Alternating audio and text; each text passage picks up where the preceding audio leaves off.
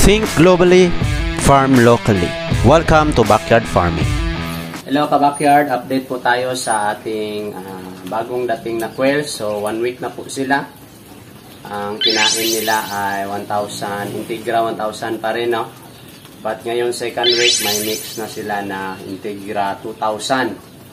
At least 30% Integra 2.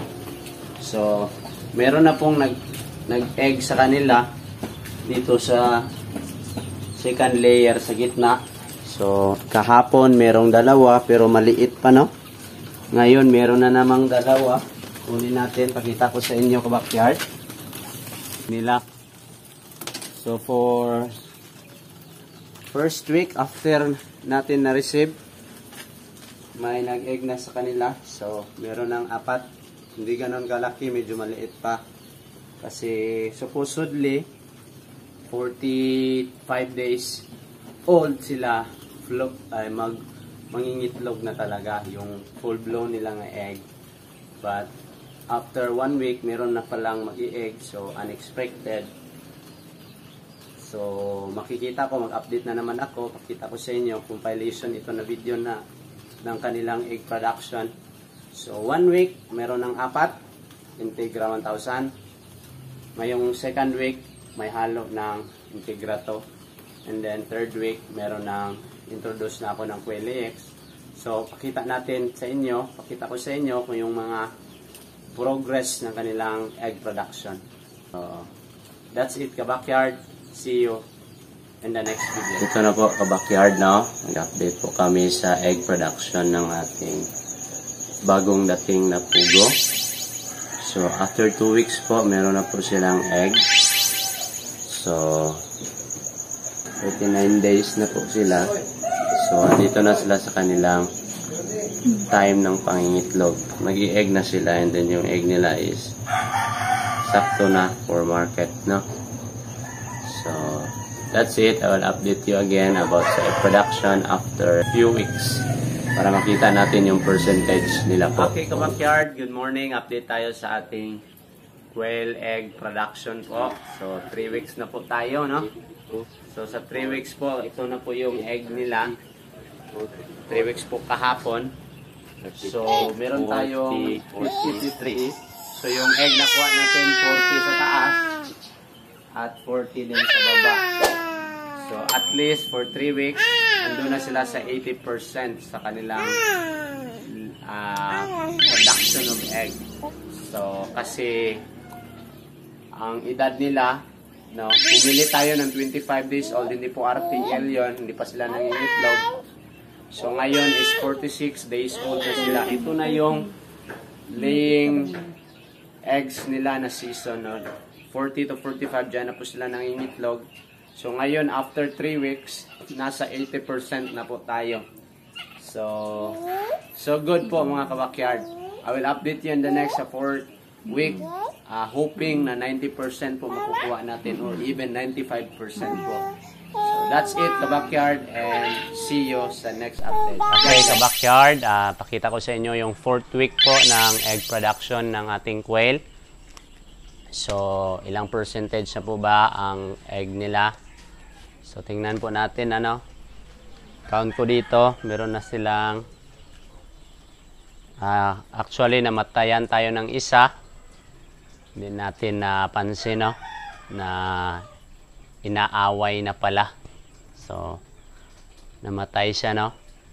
I-save ko and then ginamot, pero pagbalik ko tigok na, no, yung binalik ko siya.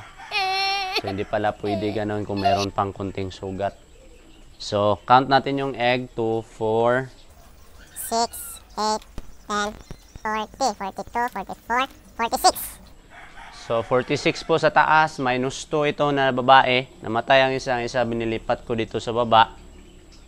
Dahil baka aawayin na naman dahil may sugat. Pero nandun dito na siya sa baba. Wala na, okay lang siya. Hindi masyadong inaaway. So yun yung sa taas, 46. Dito sa baba, tingnan natin. So kung sa 48 nila, 46 ang nag-egg, So, merong dalawa na hindi nag-egg. 51 heads na ito sila sa gitna. So, tingnan natin yung egg nila kung ilan, ano. Itong sa gitna ka-backyard, 51 na kasi inayad ko yung isa na may sugat at ginamot ko. At dito ko siya nilagay. So, count natin yung egg sa gitna. 2, 4, 6, 8, 50. So, isa lang ang hindi ng itlog. So, ando na siya sa 99%, ang sa gitna, 98% sa taas. So, that is after 4 weeks po. From 25 days old po na natanggap natin. After 4 weeks, nandoon na po sila naka-reach ng 98 to 99% na pangingitlog. So, ang challenge na po nito ka-backyard is i-maintain yung egg production nila, ano? Kasi merong mga dahilan, yung paghina ng itlog, mas stress, isa yon, at saka yung paiba-iba ng weather, yung mainit masyado, and then umulan na naman. So, yan po yung isa sa ating babantayan, kaya nagbibigay din ako ng vitamins. So, sa ngayon po, gumagamit na ako ng vitamins ng breeder sa manok, no, para sa kanilang pagpangitlog. So, yun yung isa sa ginagamit ko para magkaroon din sila ng vitamins maliban sa ginagamit ko na labs at saka yung fermented ginger at fermented na garlic. So, nag-add na rin ako ng multivitamins.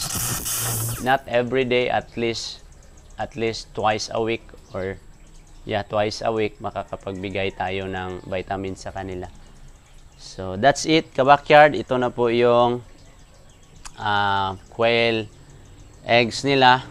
So, ulitin ko po, after 4 weeks, nung na-receive natin sila sa kanilang 25 days old, ang sa taas is 98 na po percent, then sa baba is 99 na po. So, ibig sabihin po, sa 99 ko na quails na babae, at least merong tatlo na hindi pa nangingitlog, ano, yung tatlong quails. So, kasi namatayan ako ng isa. So, that's it, and I have here quail farming videos and tutorials and updates and tips. Kung bago ka lang sa channel, you can visit there, and don't forget to subscribe. See you and God bless po.